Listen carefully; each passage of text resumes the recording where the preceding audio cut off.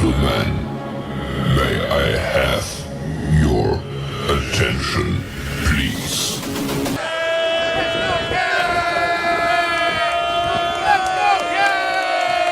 The show starts in 3, 2, 1, go.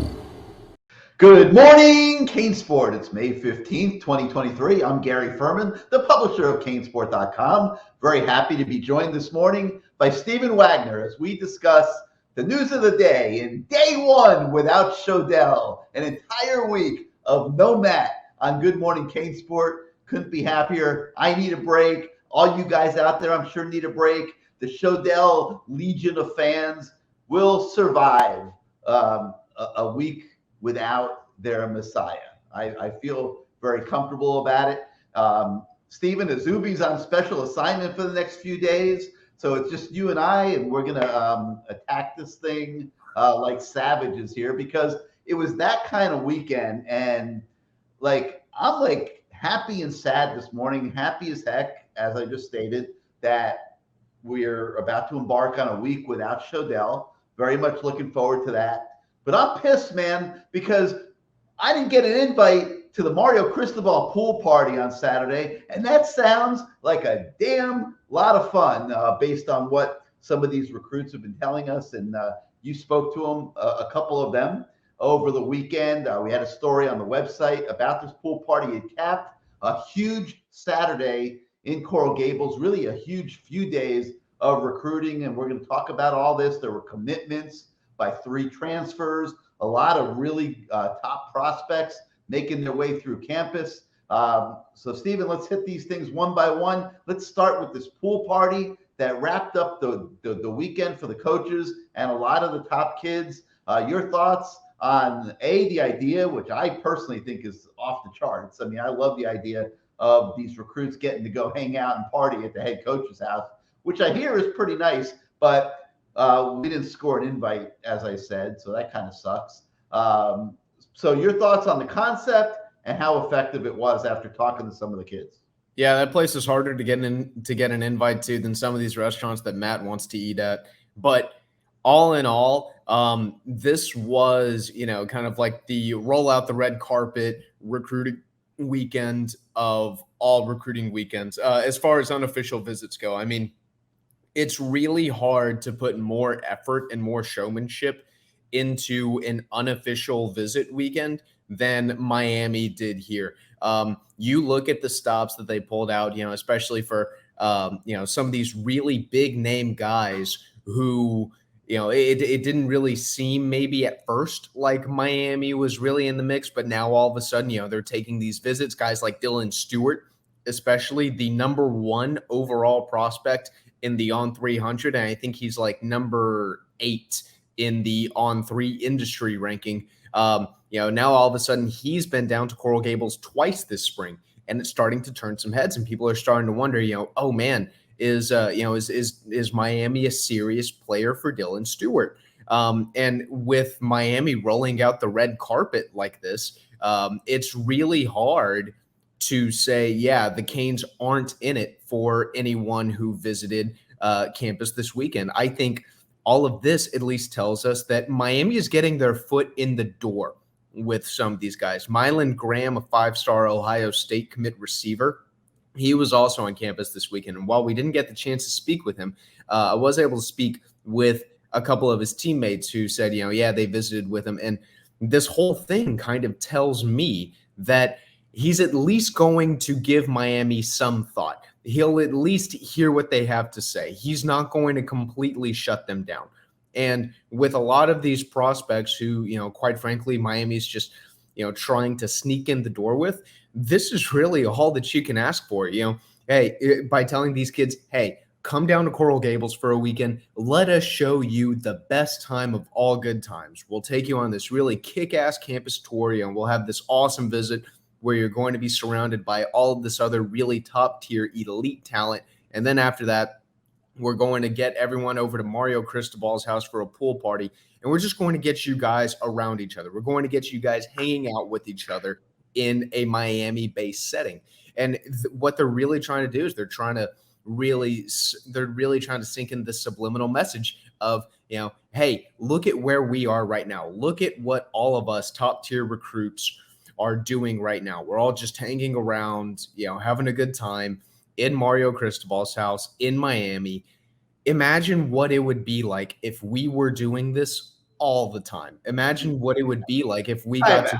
Time out. You're going Shodell on me here. Wait a minute. They are not going to be hanging out at Mario's house all the time. That is outrageous. Okay. Okay, not Mario's house, but in Coral Gables.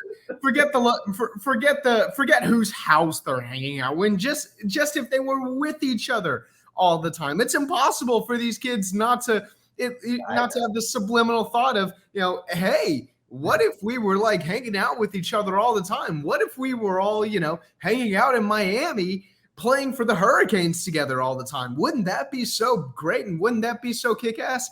And by the way, I guarantee you, if Jeremiah Smith said, hey, Mario, I'll commit to you tomorrow, but I get to hang out at your house all the time, I guarantee you Miami takes him like that. I guarantee you there is a bedroom.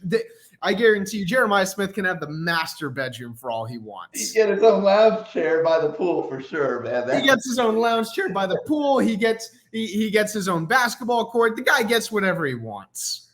We get he get an NIL deal repping some type of lawn furniture or pool furniture company. Mario would probably install a high dive out there for him. I mean, whatever he needs, whatever he wants.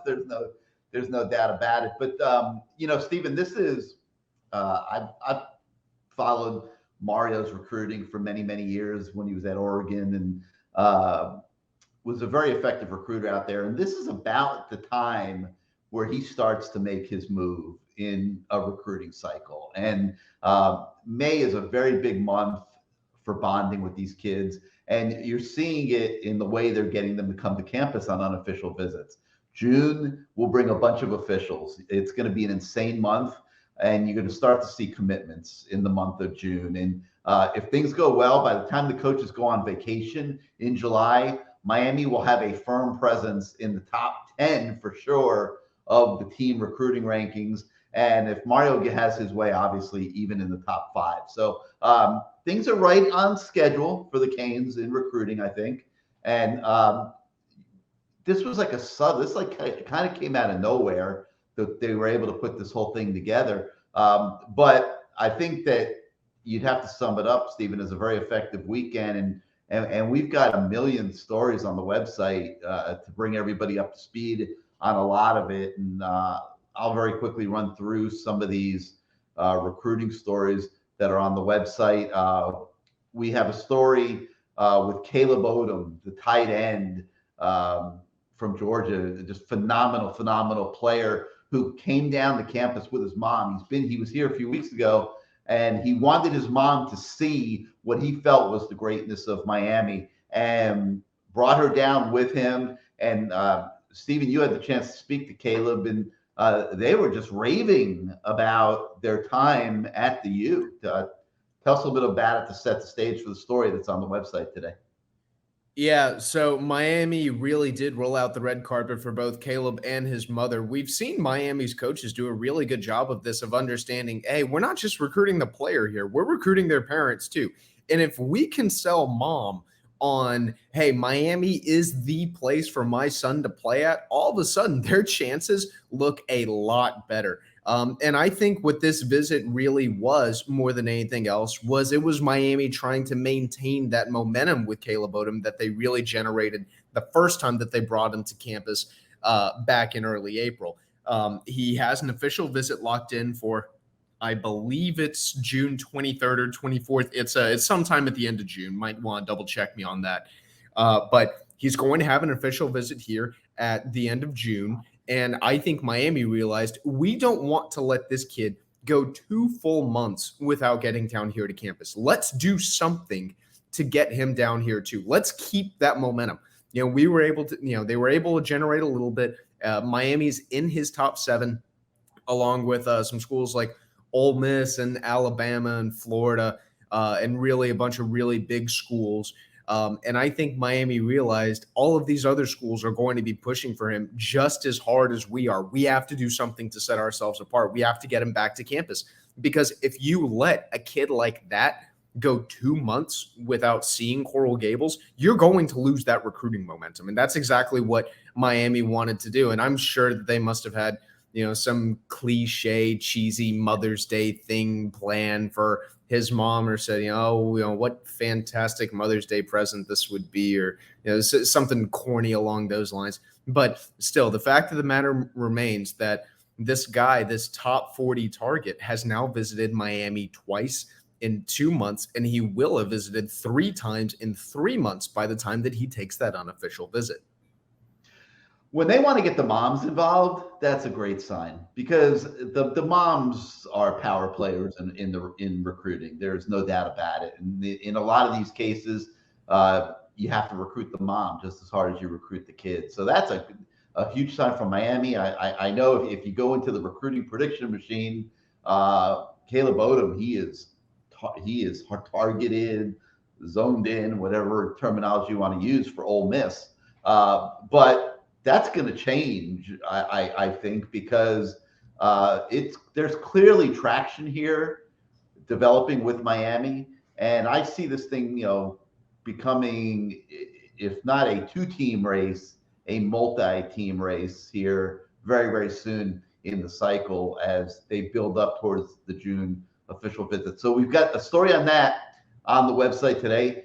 Make sure you check that out. We also have a story on another very high priority recruit. That's Hollywood Chaminade safety Zaquan Patterson. And he was back on campus this weekend. Yet again, he went to the Cristobal household for that pool party. Stephen, they are doing a great job of picking up the pace of their courtship of Zaquan Patterson to the point where Mario Cristobal is personally recruiting Zaquan. That's how bad they want him.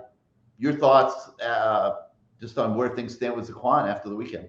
Yeah, he's now been to Miami, I think, 3 times this spring. He visited once in January, then he got down again in March, and now obviously he was there this weekend. I think Miami's still in a good spot. I know Miami is the pretty strong leader with the On3 recruiting prediction machine, and I know that we logged an RPM for him some time ago. I personally still feel like Miami is in really good shape. That's kind of the impression that I have. However, some of the other schools in his top 5, Auburn, Ohio State, Florida State, and Michigan, they are also pushing equally hard. I know Michigan got down to Chaminade earlier in the spring to see him, and Coach Aday and I believe Lance Guidry are going to be visiting Chaminade later today to check up on him. I know Georgia went down there earlier as well. So, he's really being heavily pursued by a lot of these programs. And while earlier, I think it kind of felt like, Miami was really kind of in control of this thing. And it felt at one point, honest to God, it really felt to me like, oh yeah, like Zaquan Patterson is Miami's to lose. It doesn't quite feel exactly like that anymore, just in the sense that it feels like other programs are really starting to pick things up and intensify. And it feels like Zaquan wants to sit back and, kind of take everything in. He wants to take his time. He wants to take his official visits before he's going to make any sort of decision. He's already said Miami will get an official visit from him. He does not have any official visits scheduled at the moment. That's obviously going to change. I don't see any reality where Zaquan Patterson ends up not taking a Miami official visit. So right now, I would say I feel good about where things sit with Zaquan. I don't feel like at the moment he's a lock for Miami by any means. But if I had to kind of put my finger on the pulse, I would say that Miami does feel like they should be the favorite, and the On3 recruiting prediction machine shows that right now. So all in all, I think they're doing well with Zaquan. But a lot of these other programs, I think, are coming in and saying, hey, if you are going to slack even a little bit, we are not going to give you any room for error. We are not going to give you any breathing room. Michigan wants him. Ohio State wants him. Florida State wants him. Auburn wants him. And that's just his top 5. That's not even including programs like Alabama and Georgia. They're trying to recruit him. All right, so a bunch of other recruiting stories are on the website this morning. I'll touch on some of those right now. Miami offered a 6'6", 260-pound defensive lineman in the 2025 class by the name of Caleb Williams. He called the Hurricanes his dream school. We've got a story on him on the website this morning. We got a story on the Canes joining Georgia and Alabama in pursuit of a 2026 offensive lineman pegged as elite. That is Darius Gray. You know how Mario Cristobal loves his offensive linemen. They are not playing. They are hitting the top guys in 2026. Darius Gray tells us he is very interested in Miami. You can catch up on that update. Another 2026 kid, Miami looking ahead here. You're seeing that the Cristobal recruiting program taking hold, now working multiple cycles ahead. Another 2026 kid, this time wide receiver Peyton Cook. He added Miami to his Power 5 offer list and called Miami a really big offer for him. We've got that story on the website. We've got a story on 4-star defensive lineman Artavius Jones, whose interest in the Hurricanes continues to grow. 4-star safety Jalen Haywood visited Miami for the second time in 2 months.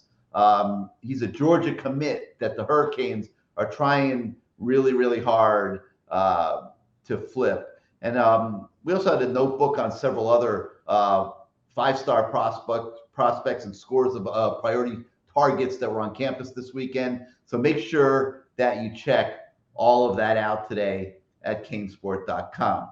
All right. Those of you who have had the opportunity to check out Azubi Charles's 100-yard walk features through the past several months know what a special component that is for us on our website.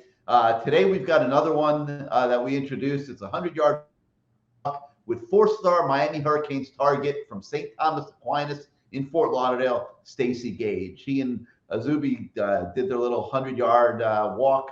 That is also obviously an interview. So make sure you check out that story and the video that goes with it on the website today. Okay, now let's talk about transfers, Stephen.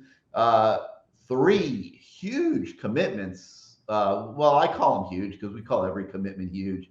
And, the naysayers are going to say, they're not really huge. And, the truth is, you're right. I probably shouldn't use that word huge because, we do not know how these are going to pan out. But they took commitments from 3 guys.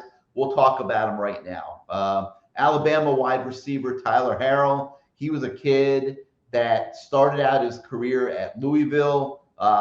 Miami didn't recruit him very hard, quite frankly. He ended up going to Louisville. Had some injury issues, ended up at Alabama last year, had more injury issues. Now he's coming home to Miami. He played at Miami Columbus, so they picked him up. He's a speed receiver. The intention here is to open things up on the outside. And Shannon Dawson's offense is predicated on opening the field for his playmakers. And it's very hard to do that effectively if you don't have speed on the outside. That's where Tyler Harrell comes in. So he's an interesting pickup. We'll talk about that more here in a second. They picked up Louisiana Monroe defensive lineman Anthony Campbell. He's a 5th-year kid.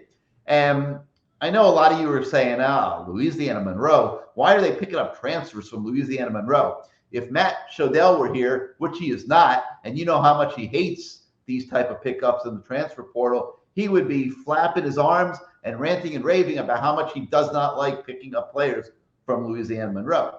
But Anthony Campbell graded out very well last season, played a lot of very good football for Louisiana Monroe, and Miami needs some more girth on the interior of its defensive line, and that's why they picked up Anthony Campbell. And then the last guy they picked up was a junior college wide receiver by the name of Shamar Kirk, a totally off the radar guy. Again, the naysayers are going to have a field day with this one.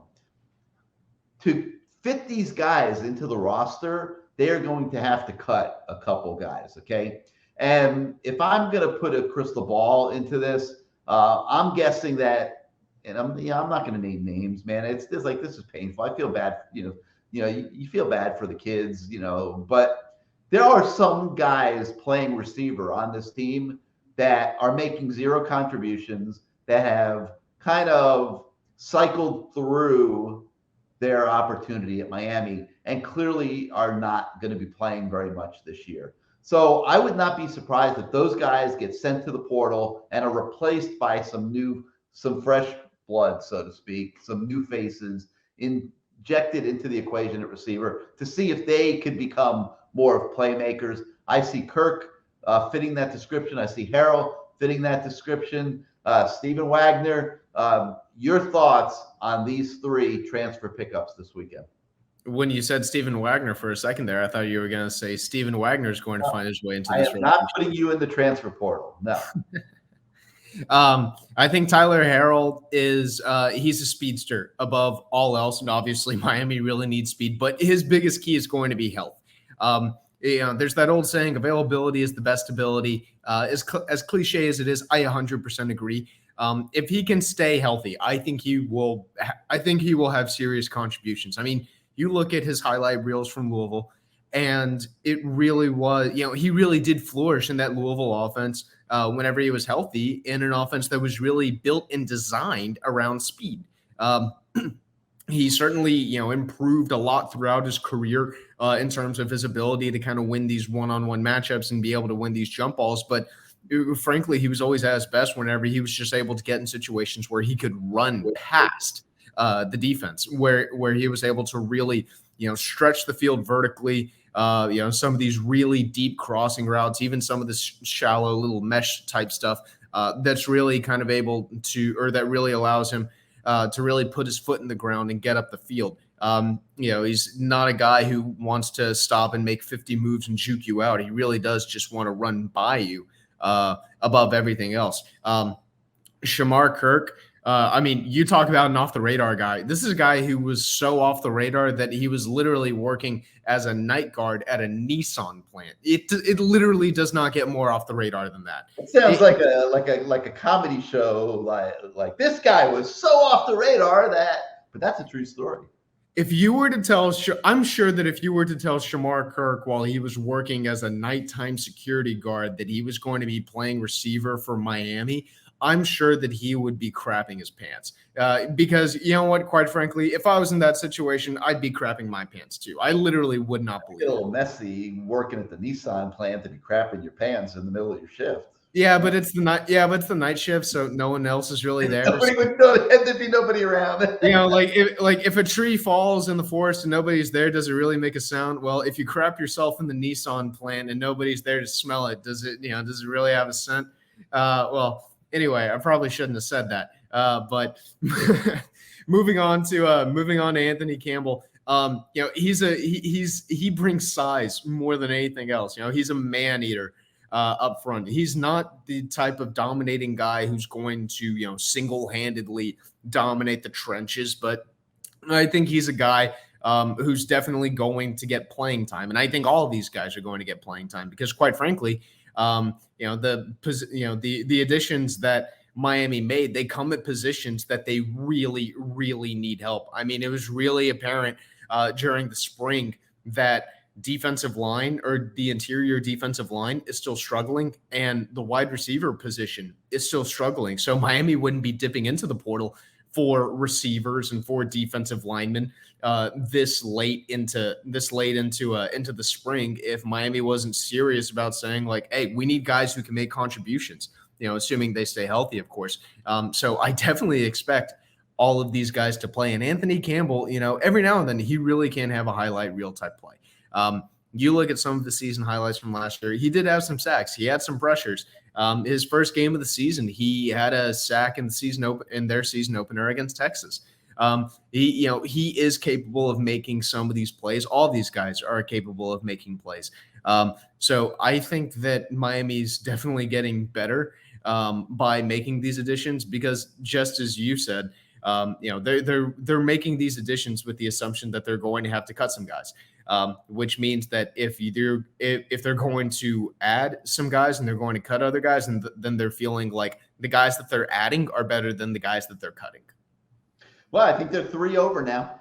So we're going to find out, who the guys that are going to depart are. I mean, I think you got to look at guys that have graduated a little bit, guys that have been around for a while, and you can go to the portal and see if anybody will pick them up. If nobody will pick them up, then they don't have a future in football anyway, and they're better off just getting on with their life and pursuing a career because, no reason to force it. If you're leaving Miami and nobody picks you up, then you probably don't have a future in football.